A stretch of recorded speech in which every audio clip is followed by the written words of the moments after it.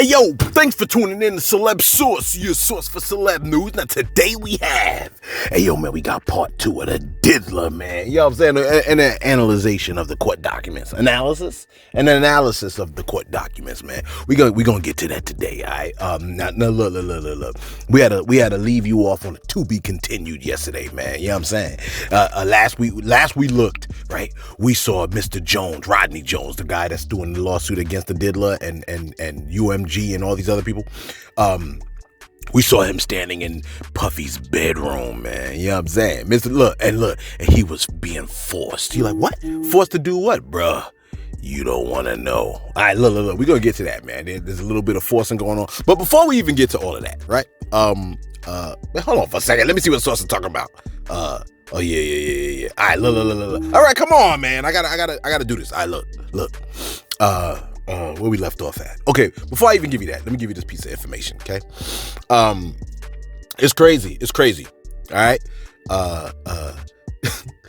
It's being said, right, that Diddy's you have kids around. You tell them to scram, because it's about that time, okay? Yeah, tell them to give you a little bit of space. Goodness gracious. Listen, it's being stated that Diddy's penance might be used against him in a court of law.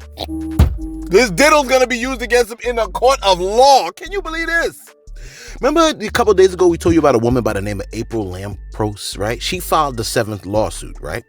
And she was the one that said that what's her name? Kim Porter stated that like Kim Porter accused her of trying to poison her, I think it was. I think that was the person. I don't really remember. Now it says here, what I'm reading, it says here, in order to increase the validity, right, of her case, she was discussing intimate parts of the DiDDY's body, man. And boy, oh boy, you know what she said? You like, oh, please don't. No, I'm gonna do it. I'm gonna tell you what she said. She said, quote, this is what she said, quote, okay? She said, at the time she ended, wait, my bad.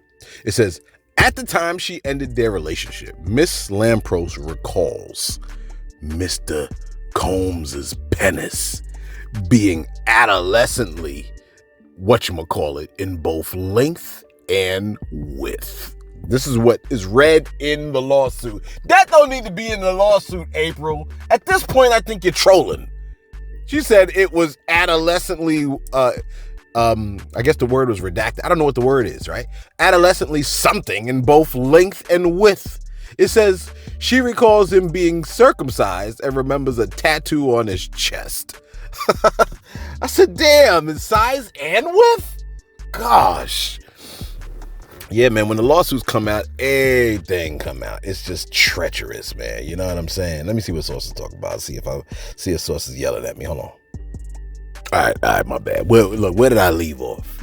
You like, you said something about the DiDDY, the DiDDY's diddle being too tiny and adolescent. Yeah, that's crazy. I don't even know why the lady would even say something like that. Like, come on, lady. That's like, the judge, if this is a courtroom, the judge would be like, out of order. Why are you talking about the size of his diddle? Anyway, that's one thing, right? And then here's the other piece of information, right? Because Young Miami is in the court documents, okay? So let me just tell you a little bit about what Young Miami got going on. She has stated, somebody asked her, somebody said, when I found out you love getting, no. She was like, when did you first like me or something like that? And somebody responded to her by saying, when I found out you love getting pissed on, she was like, I was playing. A ninja never, ever peed on me. I did that to promote my card game, and it did exactly what I needed to do. Come on, really? Now you never got peed on by the P. Diddy? Now she never got peed. Okay, so you're hearing it here first, potentially, right? Young Miami has now redacted her claim of having love getting pissed on, and now she does not like getting pissed on. You know what it is? Whoever she's probably with right now, he's trying to piss on her, and she's like, I don't like that. And so now let him have 800 million, And now she might like getting pissed on. But that's besides the point. You ain't tuned in to see who's getting pissed on, who's not getting pissed on. You tuned in for the court document. Look. It says here, right? I'm at 127 source.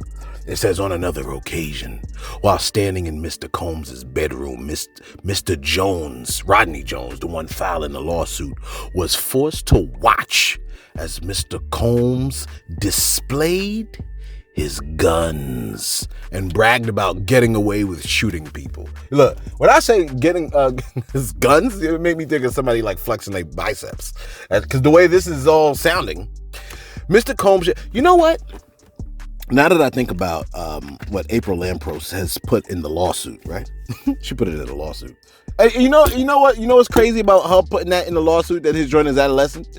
The court can't be like, for the record, let's gauge whether this thing is adolescent-ish or not. But you know what's crazy? Everybody that is involved with the diddler knows whether she's telling the truth. Like everybody knows, but that's besides the point, and nor should I care.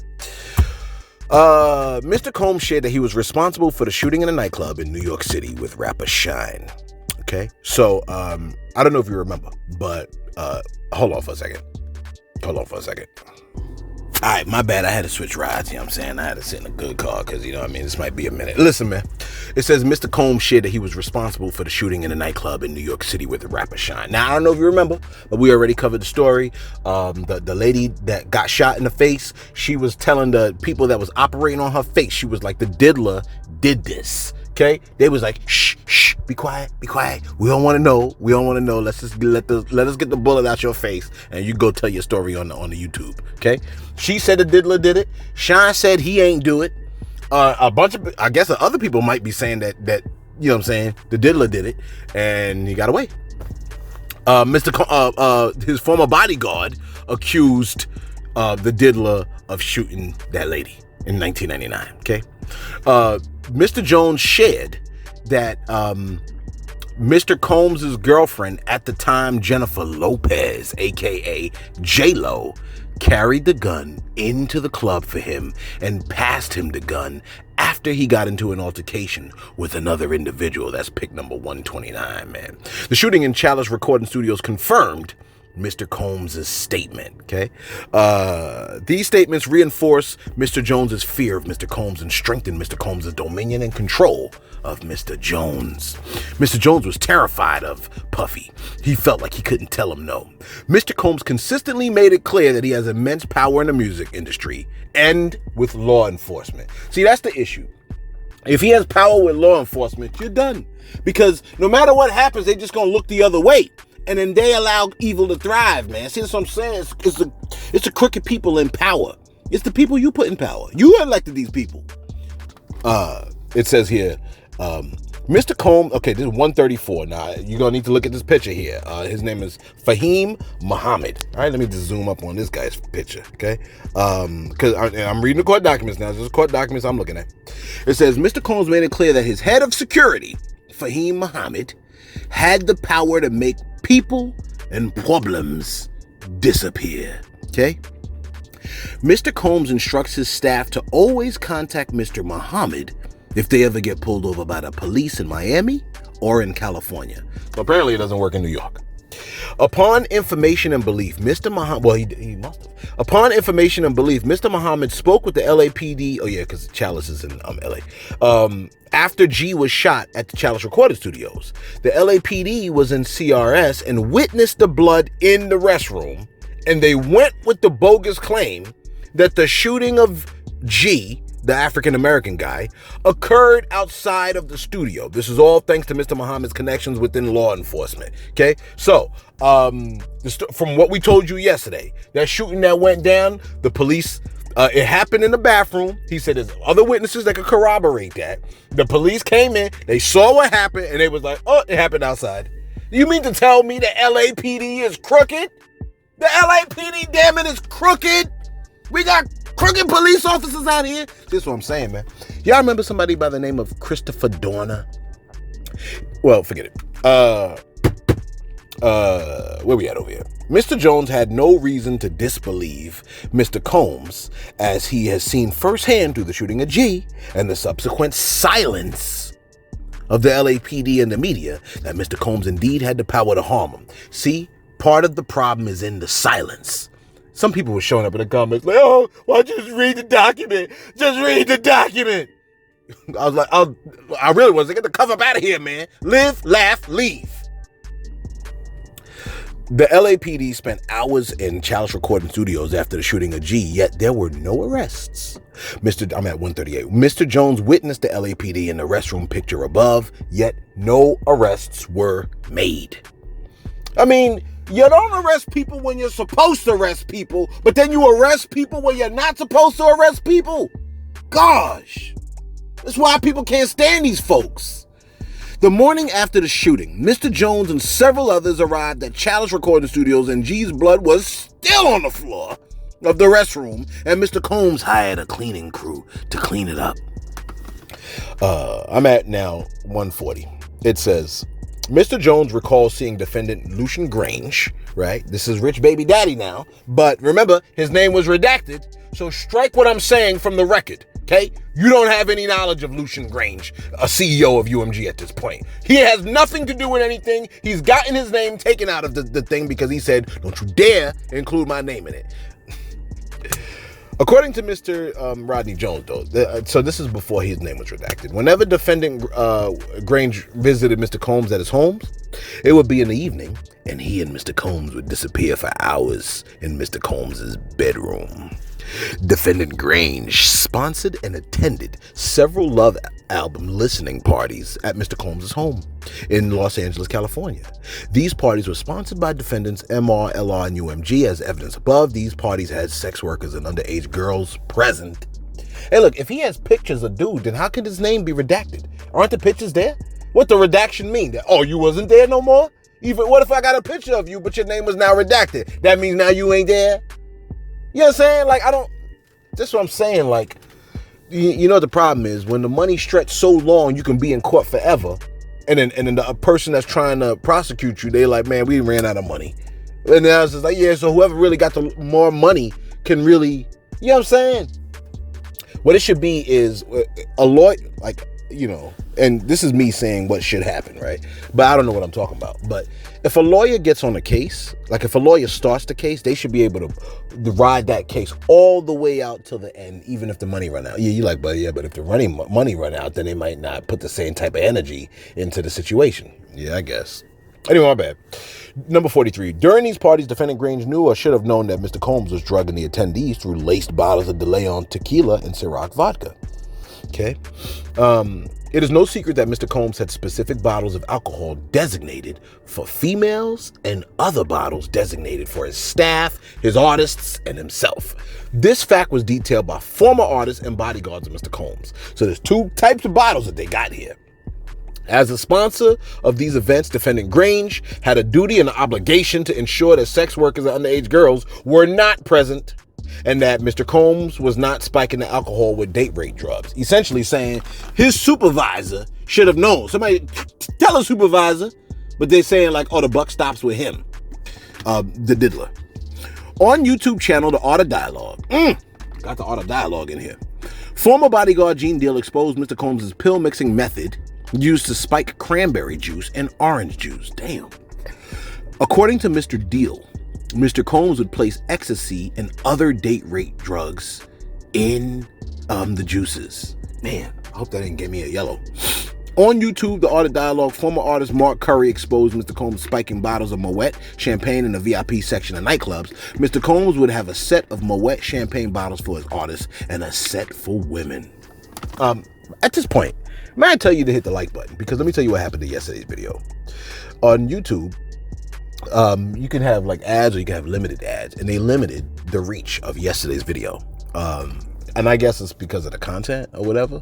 But I guess the more likes we have, then the more it'll still get spread out, as far as I understand. So if you could hit us with a like, we do appreciate it, man. You know what I'm saying? 148. The writer has spoken with several former employees of Mr. Combs who witnessed defendant Christina Karam instruct her staff to lace Champagne, De Leon, and Ciroc liquor bottles with ecstasy and illicit drugs. So other employees have seen Karam do this.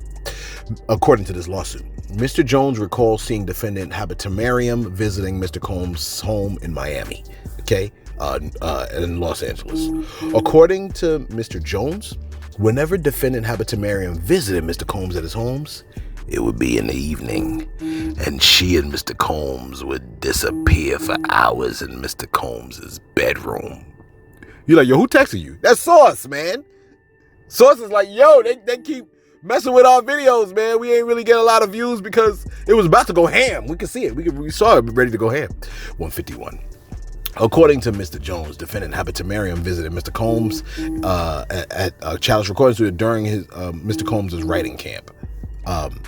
Defendant Habitamariam sponsored and attended several Love album listening parties at Mr. Combs' home in Los Angeles. These parties were sponsored by defendants MR, LR, and UMG. As evidence above, the parties had sex workers and underage girls present. During these parties, Habitamariam knew or should have known that Mr. Combs was drugging attendees so essentially the court documents is saying his supervisor should have knew. The CEO should be held responsible too because they're over the whole thing.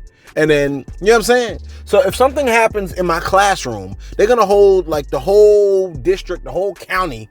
They're going to say it's like the whole county is involved, right? If something real wild happened in the classroom, it's the whole county. They're not going to just isolate my classroom. You know what I'm saying? That's like isolating the classroom, but not even talking about the principal. During these parties, 154, as a sponsor of these events, Habitamariam has a duty, an obligation to ensure that sex workers and underage girls are not present. Okay. 155. According to Rodney Jones, during the 13 what's my time like? Because I'm, you know what I'm saying? I'm starting to get a little tired. You just started. I started 16 minutes ago. Thank you very much. Okay.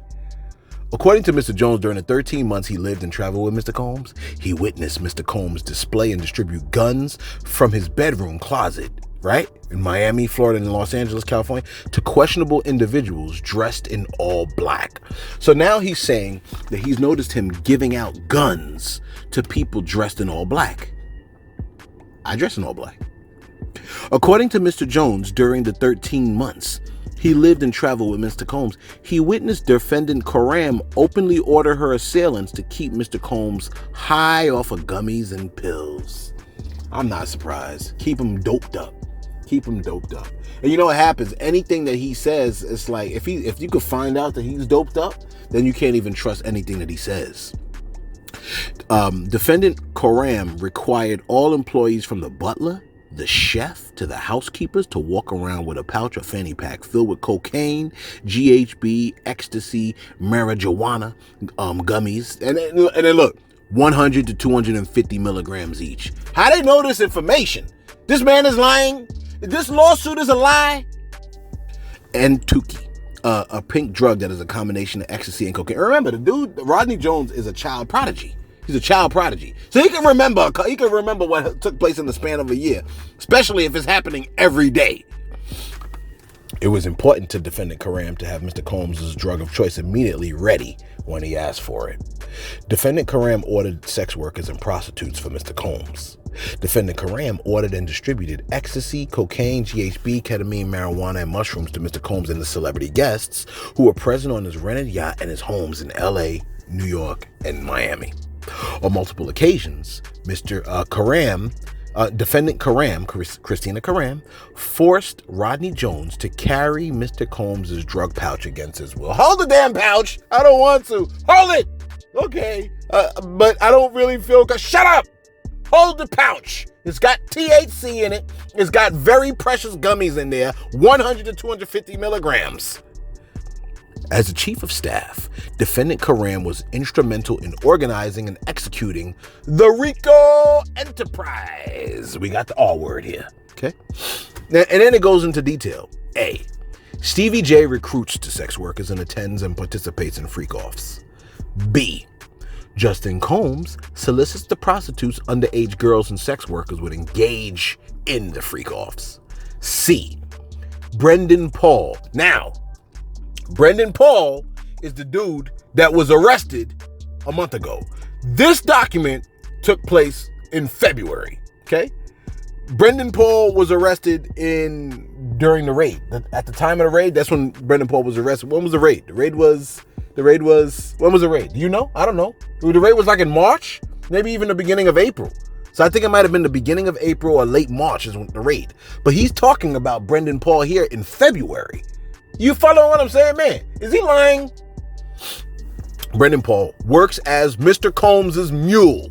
He acquires and distributes Mr. Combs' drugs and guns. And he is the one that they just let off the hook. So it's believed that the feds maybe have worked something out with bro, and chances are he's probably gonna sing. You know what I mean?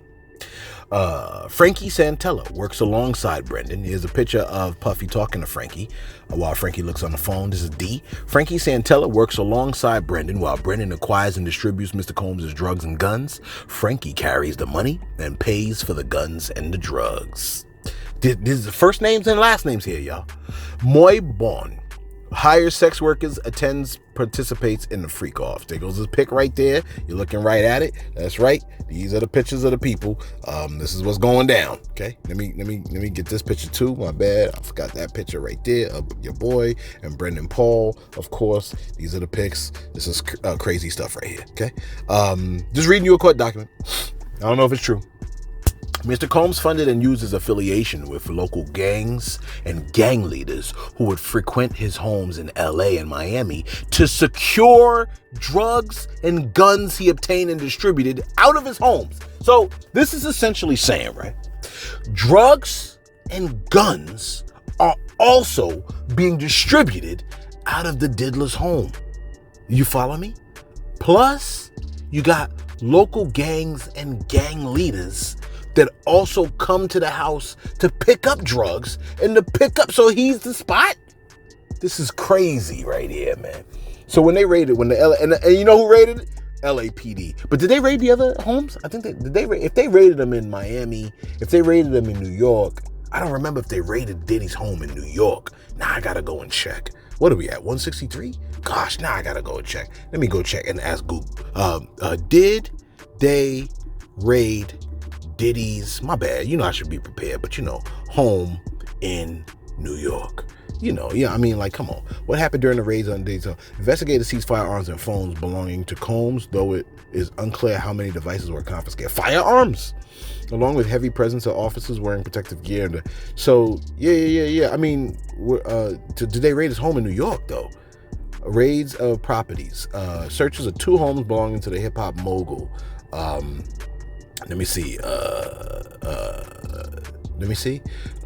Any innocuous detail that you can corroborate that what you're trying to do. Federal from Los Angeles and Miami, the sources have said, as they look for photos, videos, and other evidence. Accused might have spoken during the interview. I hope they don't destroy the evidence. So that's the part that gets me. They really need to have some kind of oversight, because the issue is the silence. That's the problem, right? It's the same thing. Blue line of silence. Same thing. The issue is when nobody says anything. So, I mean, he's a plug for the gangs. So this actually brings Tupac back up in the picture.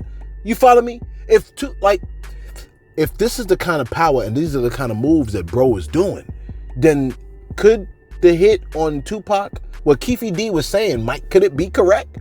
Let me ask you a question. Keefe D was talking crazy when he was talking, and he was slurring and everything and da-da-da-da-da. Can he tell a true story though? Like, is it possible that he could tell a true story?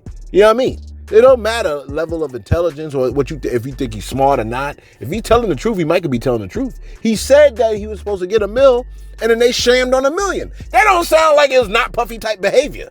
My bad. Where we at over here? 164. Defendants executed their RICO enterprise with threats of violence, threatening to eat plaintiff's face. Remember the dude from Florida that said he's gonna eat the person's face, and then he ate it? And left the eyes. Did he eat one of the eyes? I think he ate one of the eyes. threatening to eat plaintiff's face, displaying and distributing guns in plaintiff's presence, bragging about having law enforcement under control, bragging about murdering people, and bragging about bribing witnesses. And jurors in a criminal case concerning 1999 New York City. I mean, yeah, come on now. If you murdering people, man, you got to go.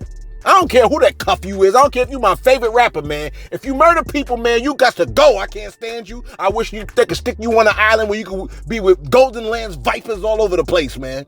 Bunch of murderers out here. I'm not talking about killing. Killing is different. Sometimes you got to kill to protect your mama. I get it. My boy, he killed somebody because he was like, yo, they was going to kill my cousin. So I killed them. Okay. He still kind of murdered though. Cause you know what I'm saying? He was like, you know what I mean? Like the way he said it, I was like, yo, that's crazy. You know what I mean? Don't tell me no more details. You know what I'm saying? But I'm saying though, like, this is crazy. Let me keep reading before I tell it myself. Defendants executed their RICO enterprise with threats of violence, threatening to eat plaintiff's face. Okay, I already said that. Defendants executed their RICO enterprise with. And look, the guy told me when I was in another country. Okay, he told me in another country. I don't know where he is right now. I was young. I was like 15 when he told me this. Gosh, you sitting around here like, well, you should have said something. I mean, you know what I'm saying? He told me that, and that's it. Like I was young. I was a kid. I don't know where he is now. Gosh. Defendants, you like just like them puffy niggas. No, I'm not like them puffy. May I keep reading? Can I finish? Defendants executed the RICO enterprise with threats of isolation from the music and entertainment industry, parading powerful music industry execs like Lucian Grainge, Ethiopia Abatamariam at his parties filled with sex workers, minors, illegal drugs such as ecstasy, cocaine, GHB, ketamine. Ain't that the horse tranquilizer? Marijuana and mushrooms. Defendants executed their RICO enterprise with threats of, you know how mad I would be if I drank something and then found out that's horse tranquilizer? Oh my gosh. Let me not say it. Defendants executed their RICO enterprise with threats of non-payment for work completed, fake promises of cash payments, $250K, producer of the year. You're gonna get Grammy. You're gonna be the producer of the year and get a Grammy. Okay. And you're gonna get $250K. Okay. And you're gonna get this future home on Star Island. Well, what I gotta do? Spread them cheeks. I'm good. I feel like I'm going to lose more than I'm going to gain. You walking around a $20 million home in Star Island and your butt hurts. Well, where we at over here? I'm sorry. I'm going to be professional now. Cameron style. While living and traveling, I'm 167. While living and traveling with Mr. Combs, Mr. Jones discovered that Mr. Combs had hidden cameras in every room of his homes. See, this is what makes me think they're gonna destroy the evidence. Okay? Because evil, let me keep it going. Mr. Jones believes that Mr. Combs has recordings of Lucian Grainge, Ethiopia Abatamariam, music label executives, politicians, and athletes. Upon information and belief, these individuals were recorded without their knowledge and consent. And as is the case with the homosexual sex tape of Stevie J that Mr. Combs provided to Mr. Jones, Mr. Combs possesses compromising footage of every person that has attended his freak-off parties and his house parties. Who can we get to get this guy locked away? I guess if you get him and them tapes are revealed, then everybody's done. Upon information and belief, due to this treasure trove of evidence he has in his possession, Mr. Combs believes that he is above the law and that he's untouchable. Upon information and belief, Mr. Combs employs Jose Cruz as his IT director. This writer has spoken to several former employees of Mr. Combs who confirmed that Jose is the gatekeeper of all of Mr. Combs' recordings.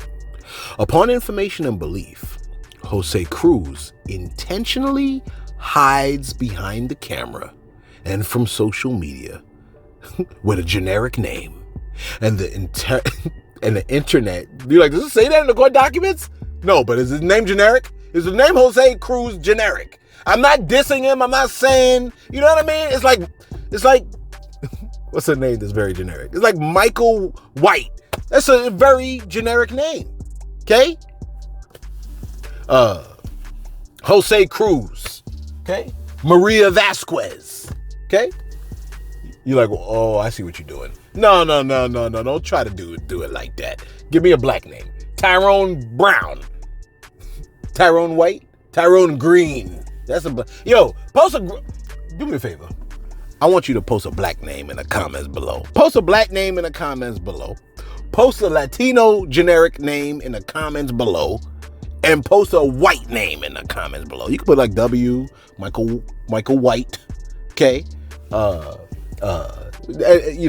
Black B, Tyrone Green, okay? Jaquan, all right?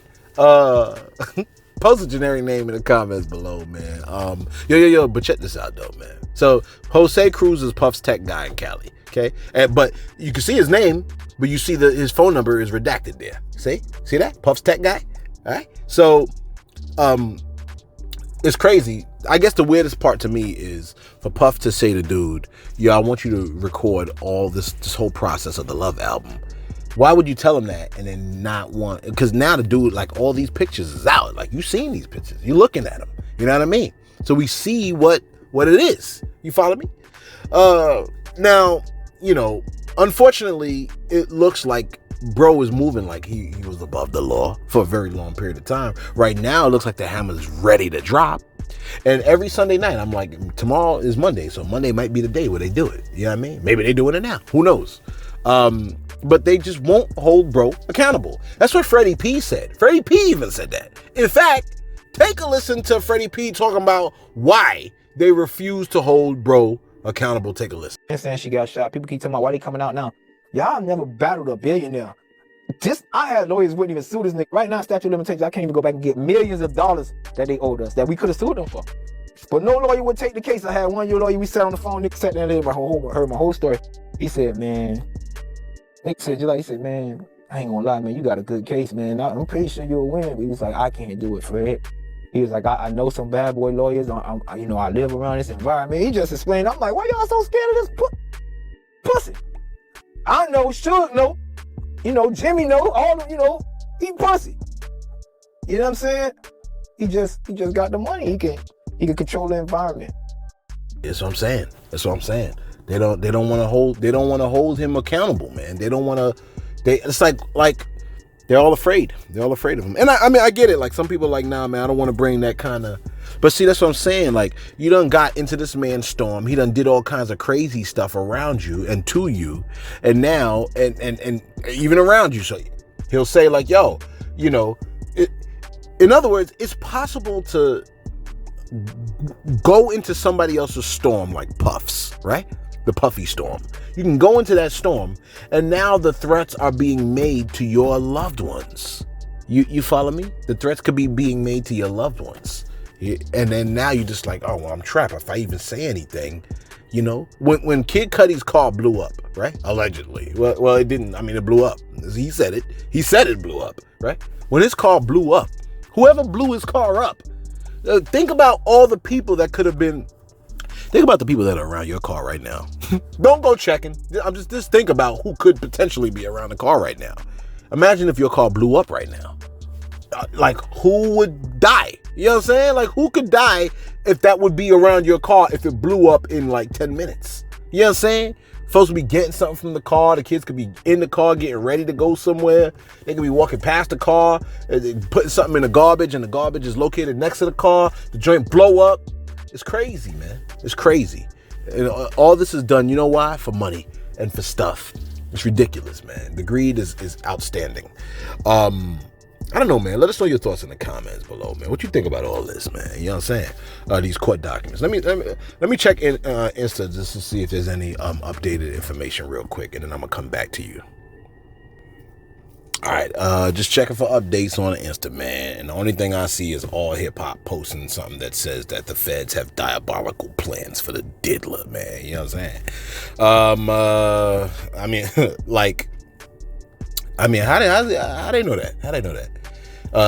Part of the idea with this story is that they're saying that part of the feds' plans is that they are intent on draining all of his funds and then having their way with him. Now some folks is like, well, why they ain't did that with Epstein? Well, if you recall, Epstein did time and then died, right? You're like, well, what about Weinstein? Well, if you recall, Weinstein did time, but ain't he free right now? You know what I'm saying? Like, I don't know. What they're saying the diddler did is crazy. Like, It's crazy because it ain't just the assault piece, but it's the guns piece. It's providing guns and drugs to the community. And like, I don't care what color you are, man. If you did something wrong, you did something wrong. You know what I mean?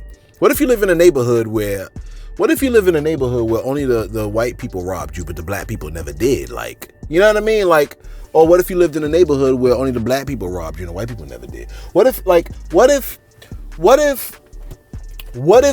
you know, the majority of the world is not white, right? Majority of the world is in America. It looks and feels like it's white. It's 70% white over here. But a majority of the entire planet is not white. Okay? So let me just throw that out there to you. Okay? So because the majority of the world is not white, could it be possible that some of the most crazy, like the wildest people could be your complexion? You know, it's possible, right? Because some people think like, oh, it's impossible for us to be I don't know about this us business, but it's possible that some of the most heinous people on the planet could be your complexion. If we tally up all the crazies, they might be your complexion. I watched this show called Shogun, and on the show, right, it was crazy, man. They decided they was gonna torture the dude, right? And I think it was like it took place. I think it was supposed to be Japan, right? You're like, yeah, Shogun, whatever, man. And they was like, one of the ways that they was gonna torture the dude, they put him in a pot and they boiled him, and they boiled him until his flesh started falling off. That's crazy. That's a crazy thing to do. You know what I mean? Now, sure enough, you'd be like, well, man, black people don't get down like that. Yeah, but in Hotel Rwanda, they were chopping people with machetes. Okay, in Haiti, you know what they do? They take tires. I don't know if they still do it, but they would take car tires and they would put the tires around the person, right? So the person can't really move like that. And then they put the oil in there and then set the joint on fire. That's pretty heinous, okay? And some people, they use poison. I saw it in Game of Thrones, okay? And then some people, like Karens, they call the police, right? They call the police on black people just barbecuing and stuff like that. And then they get killed. See, every color does heinous stuff. Let us know your thoughts in the comments below, okay? No, I can't. I want to say name the most evil person you know to have existed. Let us know your thoughts in the comments. Oh, they go to police. What are they doing over here? Oh boy. Let us know your thoughts in the comments. I should keep it going. I should go live. Let us know your thoughts in the comments below. Nah, they ain't coming to mess with me. Relax, I'm safe. Be sure to like, be sure to subscribe. Thanks for tuning in to Celeb Source, your source of celeb news.